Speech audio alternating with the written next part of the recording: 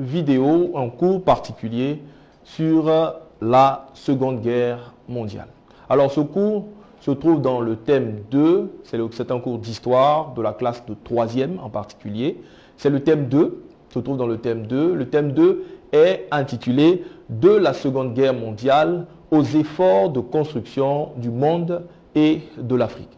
Alors au niveau de ce thème, nous allons commencer par la leçon 1. Cette leçon a pour titre « Les causes, caractères et conséquences de la Deuxième Guerre mondiale ». Alors, nous allons commencer bien évidemment ce cours par une introduction. Alors, l'introduction de ce cours est la suivante. Il faut tout simplement signifier que après la Première Guerre mondiale, les vainqueurs vont se retrouver à une conférence, c'est la conférence de Paris. À la conférence de Paris, un traité en particulier va être signé, ce sera le traité de Versailles en 1919. Le traité de Versailles signé en 1919 va permettre, n'est-ce pas, la création en son sein de la FDN. Alors, il faut dire que ce traité de Versailles a eu plusieurs décisions, n'est-ce pas, dans ce traité. Des contraintes, des obligations, n'est-ce pas, ont été imposées à l'Allemagne qui était vaincue, n'est-ce pas, de la Première Guerre mondiale. Alors, ces décisions n'étaient pas au goût de l'Allemagne, elle va par la suite se relever et la FDN étant incapable, n'est-ce pas, de jouer parfaitement son rôle, à partir de 1939, le monde va connaître, n'est-ce pas, une Seconde Guerre mondiale. Cette guerre va commencer avec l'attaque de la Pologne, n'est-ce pas, le 1er septembre 1939 et va s'achever le 2 septembre 1945 avec la capitulation du Japon. Allons ensemble découvrir les causes, les caractères et les conséquences de cette Deuxième Guerre mondiale. Alors, particulièrement, l'objectif de cette première séance est de te permettre de connaître parfaitement, on va dire, les causes de la Deuxième Guerre mondiale. Alors, allons rapidement sur les causes de la Première Guerre mondiale. Donc, nous sommes dans le grand 1, les causes de la Deuxième Guerre mondiale. Alors, au niveau des causes de la Deuxième Guerre mondiale, il faut savoir déjà que la Deuxième Guerre mondiale a eu pour principal champ, n'est-ce pas, l'Europe. Alors, là où s'est déroulée la Deuxième Guerre mondiale, c'est sur le continent européen en particulier, et une carte particulière en témoigne. Alors, cette guerre a eu des causes. Nous allons les subdiviser en deux principales causes. Nous allons les subdiviser en deux, j'ai dit. On va voir d'abord les causes lointaines et ensuite nous allons voir les causes immédiates. Commençons déjà par les causes lointaines de la Deuxième Guerre mondiale. Les causes lointaines sont au nombre de trois. Trois causes lointaines en particulier vont retenir notre attention ici en particulier au niveau de la Deuxième Guerre mondiale. La première cause, n'est-ce pas, va être ici la violation du traité de Versailles. Alors, je veux revenir sur, n'est-ce pas, le traité de Versailles. On va déjà dire que le traité de Versailles est un traité, n'est-ce pas, qui a été signé le 28 juin 1919 entre, on va dire, l'Allemagne qui était vaincue et les Alliés. Les Alliés, ici, il s'agissait, n'est-ce pas, de la France, du Royaume-Uni et de l'URSS. Alors, ces États vont se réunir et prendre des décisions au traité de Versailles. Alors, ils vont décider, n'est-ce pas, d'imposer certaines décisions à l'Allemagne. Ce traité sera promulgué en particulier le 10 janvier 1920. Et à ce traité, on va amputer l'Allemagne de certains territoires et même de ses colonies. On va décider encore à ce traité, n'est-ce pas, d'imposer à l'Allemagne, on va dire tout simplement astreindre l'Allemagne à de lourdes réparations de guerre, qu'on appelle ici des réparations économiques, et à d'importantes restrictions de sa capacité militaire. Donc imposer à l'Allemagne des restrictions au niveau de sa capacité militaire. J'ai dit tout à l'heure que l'Allemagne ne sera pas totalement d'accord face, n'est-ce pas, à ces décisions. Alors, nous passons ici, n'est-ce pas, à ce que Hitler, qui va venir au pouvoir au niveau du Troisième Reich, C'est comme comme si on pouvait dire la Troisième République, la Cinquième République et bien d'autres. Alors, nous parlons du Troisième Reich. Le Troisième Reich va avoir, n'est-ce pas, pour leader Adolf Hitler. Adolf Hitler va, lui, à partir de juillet 1933, n'est-ce pas, faire voter des lois qui vont orienter, n'est-ce pas, l'économie du Troisième Reich vers le réarmement, ainsi que vers l'élimination même des Juifs, n'est-ce pas, de la société. Alors, ça c'est au niveau du traité de Versailles. On a dit que la première cause, ce sont les décisions ou encore le traité de Versailles. Alors, Adolf Hitler et l'Allemagne vont violer les accords du traité de Versailles. Autre point majeur, au niveau des causes lointaines, nous avons l'incapacité de la SDN à jouer parfaitement son rôle. Donc, l'incapacité de la SDN. La SDN, n'est-ce pas, qu'on appelle ici la Société des Nations, n'est-ce pas, va naître officiellement le 10 janvier 1920. Et lorsque 32 États, 32 pays vont se réunir avec 13 États neutres, le siège de la SDN se trouvait à l'époque à Genève, en Suisse. Alors, elle est créée pour le maintien de la paix et de la sécurité dans le monde et pour assurer un désarmement général au niveau de l'Europe.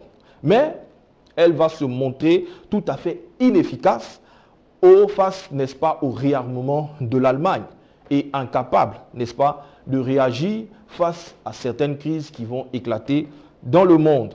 Les crises qui vont éclater dans le monde, on va citer quelques-unes. Lorsque nous avions la SDN, alors nous allons voir qu'il va y avoir une guerre entre l'Italie et l'Éthiopie en 1935, par là.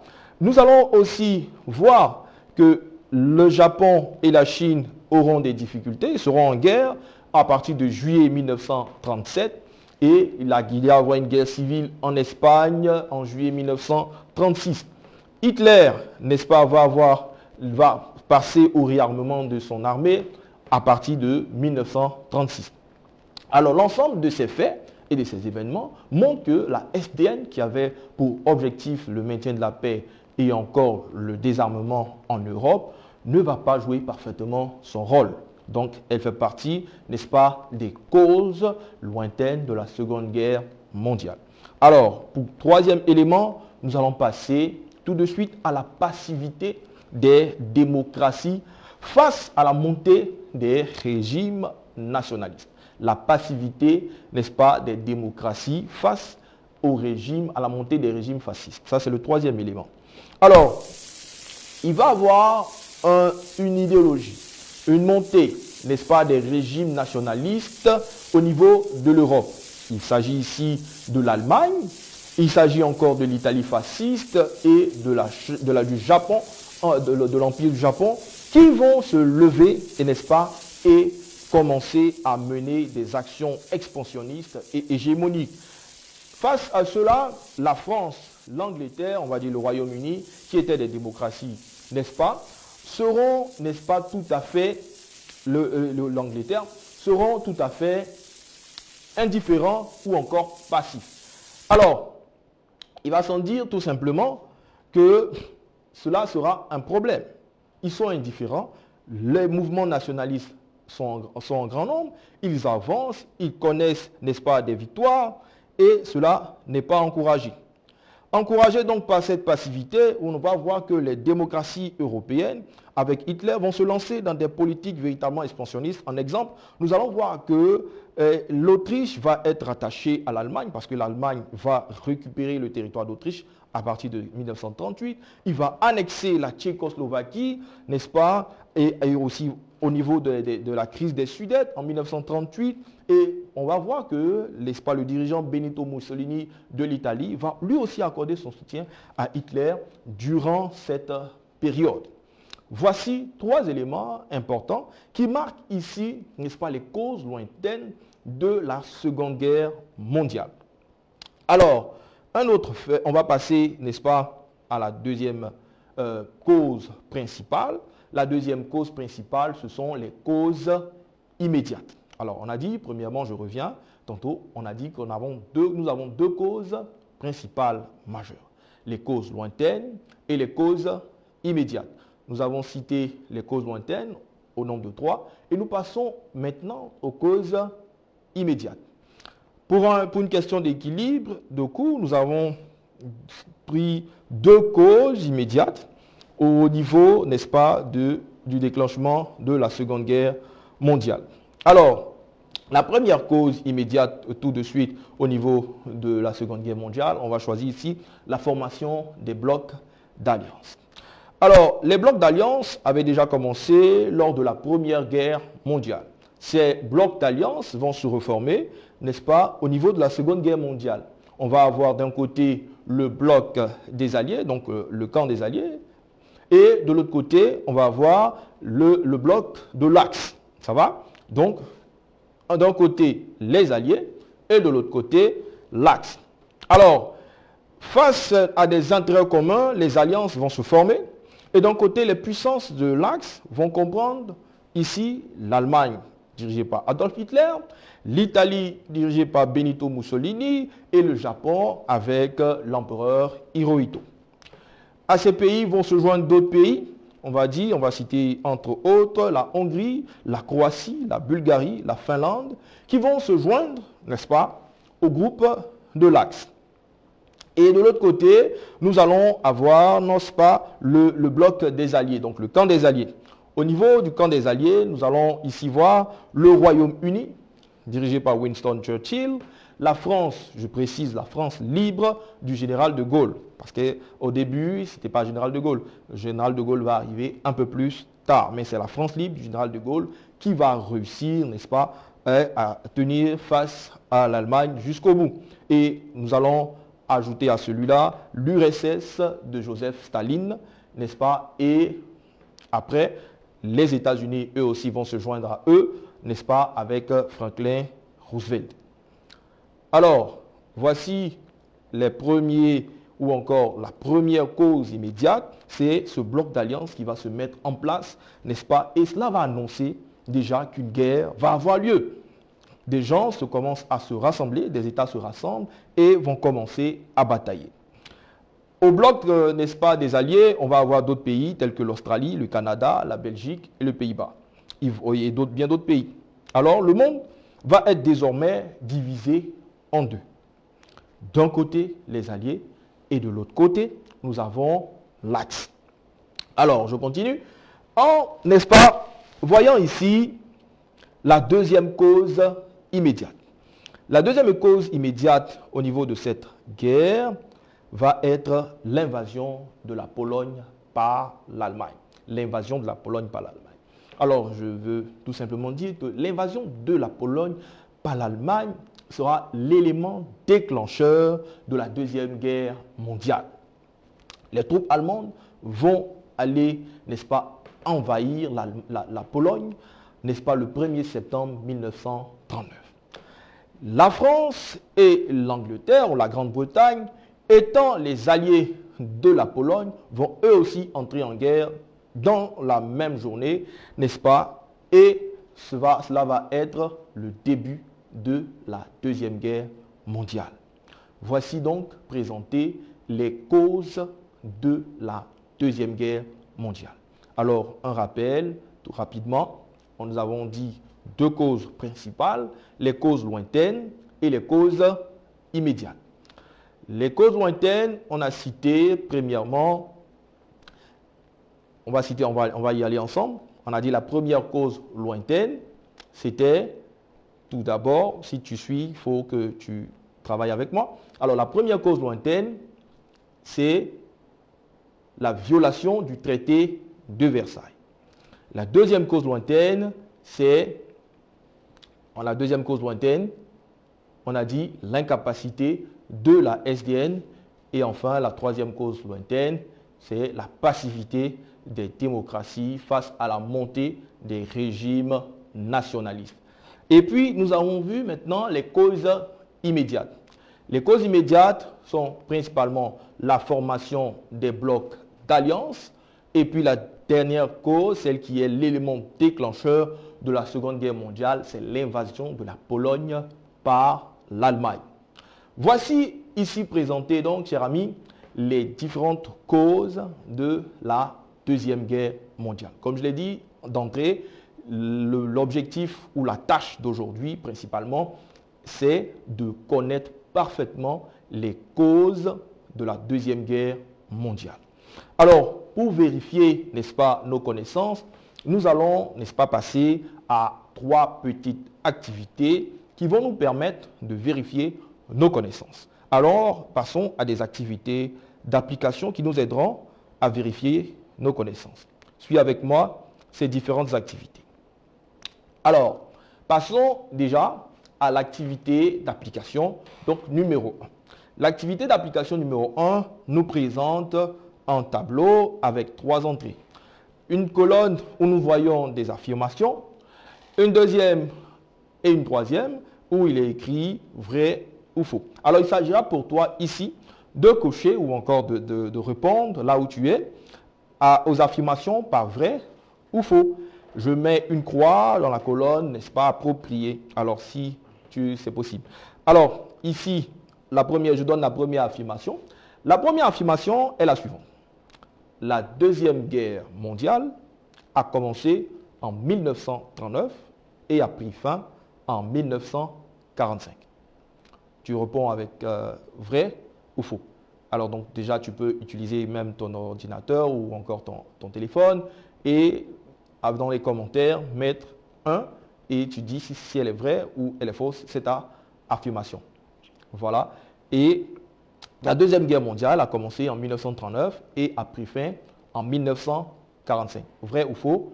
Et à cette affirmation, on doit répondre. On répond vrai, tout simplement.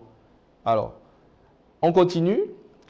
Le traité de Versailles a imposé de lourdes sanctions à la France, considérée comme responsable de la guerre, donc responsable de la Première Guerre.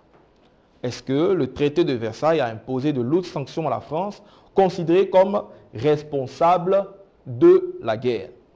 Alors, cette affirmation, elle est vraie ou elle est fausse? On va répondre ensemble. Cette affirmation, elle est bien sûr fausse, parce que ce n'est pas la France. Il s'agit ici de l'Allemagne, à qui on a imposé de lourdes sanctions. Voilà. Passons à la troisième affirmation. Adolf Hitler a remis en cause le traité de Versailles en reconstruisant, n'est-ce pas, son armée. C'est la troisième affirmation. Et à celle-là, tu vas répondre par vrai ou faux. Si tu as bien suivi, ces réponses, normalement, sont tout à fait simples. Suis bien, tu vas répondre rapidement à ces différentes affirmations. Adolf Hitler a remis en cause le traité de Versailles en construisant son armée. Cette affirmation, elle est vraie. Je continue. La SDN, c'est la quatrième affirmation, suis bien. La SDN a été créée pour contrôler le désarmement en Europe, maintenir la paix et la sécurité dans le monde. On va répondre à cette affirmation. La SDN a été créée pour contrôler le désarmement en Europe, maintenir la paix et la sécurité dans le monde. Vrai ou faux? Alors, à cette affirmation, il faut aussi répondre vrai. Ensuite, la passivité des démocraties est l'une des causes lointaines de la Seconde Guerre mondiale. La passivité des démocraties est l'une des causes lointaines de la Seconde Guerre mondiale. Alors, tous à vos claviers, on répond, la passivité des démocraties est l'une des causes lointaines de la Seconde Guerre mondiale. Et on répond à cette affirmation, vrai, la passivité des démocraties est l'une des causes lointaines de la Seconde Guerre mondiale. Très bien. Alors, je reprends. On a dit que la première affirmation, en ce qui concerne la Deuxième Guerre mondiale, la date, l'affirmation, elle est vraie. Le traité de Versailles a imposé de lourdes sanctions à la France. Cette affirmation est fausse. Adolf Hitler a remis en cause le traité de Versailles. Cette affirmation, elle est vraie. La SDN a été créée pour contrôler le désarmement en Europe et maintenir la paix et la sécurité dans le monde. Cette affirmation est vraie, ainsi que la cinquième affirmation sur la passivité des démocraties, qui est l'une des causes lointaines de la Seconde Guerre mondiale. Alors, chers amis, passons immédiatement à la seconde activité d'application. La seconde activité d'application, légèrement différente de la première, elle va nous aider ici, n'est-ce pas, à ranger les pays qui ont participé à la Deuxième Guerre mondiale. Elle va nous aider à ranger dans un tableau les pays qui ont participé à la Deuxième Guerre mondiale. Dans le tableau qui suit, n'est-ce pas? Ici, il y a les pays qui appartiennent aux puissances des Alliés et il y a les pays qui appartiennent aux puissances de l'Axe. Alors, je vais citer les pays qui appartiennent aux puissances les pays qui sont là. Il y a les États-Unis, la Grande-Bretagne, l'Allemagne, le Japon, l'Albanie, la France, l'Italie, la Finlande, la Croatie et l'URSS. Alors, je vais te demander de prendre quelques secondes, juste le temps, n'est-ce pas, de bien répondre à ces différentes questions. Donc, tu vas suivre et classer l'ensemble de ces États dans la colonne. Classer l'ensemble de ces États dans les colonnes. La première colonne présente les puissances de l'Axe et la seconde colonne présente la première colonne, les puissances alliées et la seconde, les puissances de l'Axe. Alors, on va y aller ensemble. Alors, on a dit les États-Unis. À quelle puissance, à quel groupe appartiennent les États-Unis? À quel groupe ici appartiennent les États-Unis? Les États-Unis appartiennent donc à quel groupe? Aux puissances alliées ou aux puissances de l'Axe? Donc, à chacun sur son clavier, on va mettre rapidement PA ou encore, si vous voulez, puissance alliée ou puissance de l'Axe. Axe ou allié. États-Unis égale allié ou égale axe. Donc, États-Unis, on va dire, appartient aux puissances alliées. Ensuite, nous passons à la Grande-Bretagne. La Grande-Bretagne, alliée ou axe. Donc, GB, Grande-Bretagne, et puis vous mettez allié ou axe. Alors, on va dire tout simplement que la Grande-Bretagne appartient au groupe des alliés. Voilà. Ensuite, nous passons à l'Allemagne. L'Allemagne appartient au groupe des alliés ou au groupe de l'Axe. L'Allemagne appartient aux puissances de l'Axe. Voilà. Et on continue avec le Japon. Le Japon lui appartient à quel groupe? Allié ou axe? Le Japon appartient au groupe de l'Axe. Très bien. Ensuite, l'Albanie. Suivez. Albanie. Allié ou axe? L'Albanie appartient à quel groupe? Aux puissances alliées ou aux puissances de l'Axe? L'Albanie appartient aux puissances de l'Axe. La France. La France appartient aux puissances alliées. L'Italie. L'Italie, en particulier, appartient au groupe. À quel groupe appartient l'Italie? Allié ou axe? L'Italie appartient au groupe de l'Axe. La Finlande. La Finlande appartient à quel groupe? Allié ou axe? Ça a été dit durant le cours. Alors si tu as bien suivi, cela doit être très très très simple. La Finlande.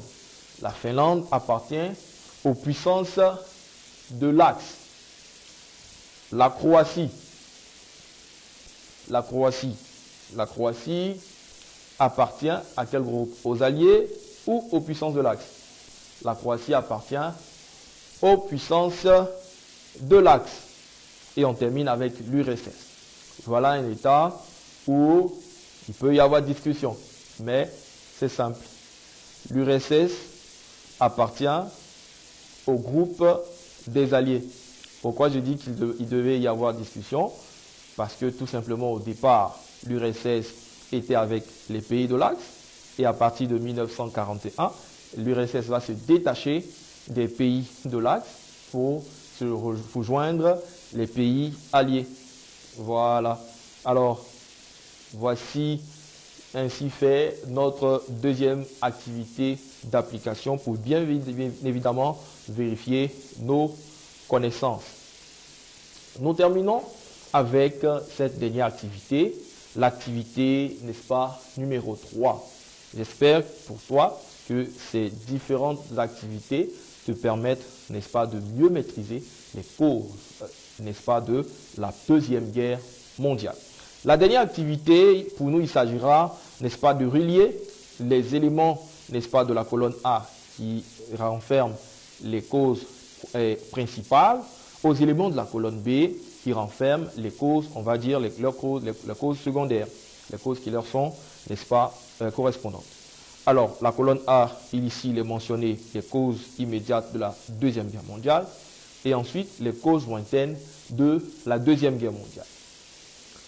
Au niveau de la colonne B, nous avons la violation du traité de Versailles en premier, l'incapacité de la SDN en deuxième, la formation des blocs d'alliance, la passivité des démocraties, l'invasion de la Pologne par l'Allemagne.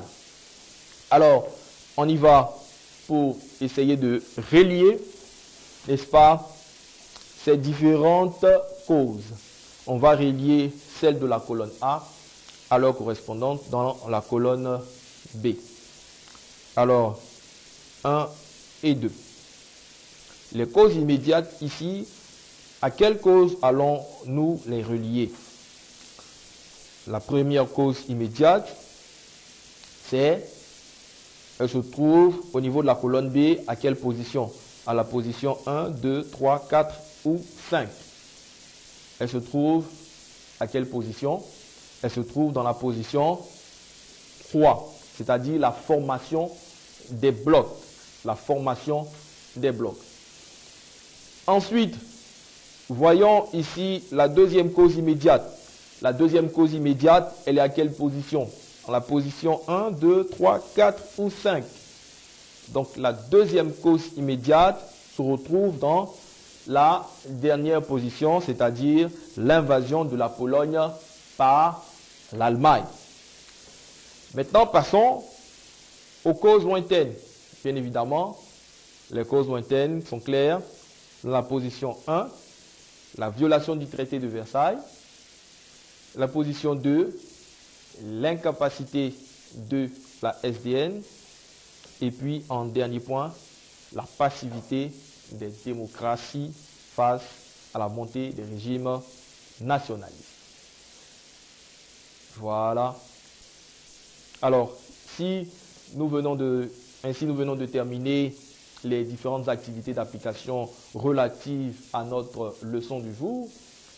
Alors, je vais ici m'arrêter et nous allons nous retrouver pour la prochaine séance. La prochaine séance sera relative au caractère et aux conséquences de la Seconde Guerre mondiale. Alors, très cher ami, je vais te dire à très bientôt sur succèsassuré.com, c'est-à-dire sur la page Facebook de Succès Assuré. Alors, merci et encore à très bientôt.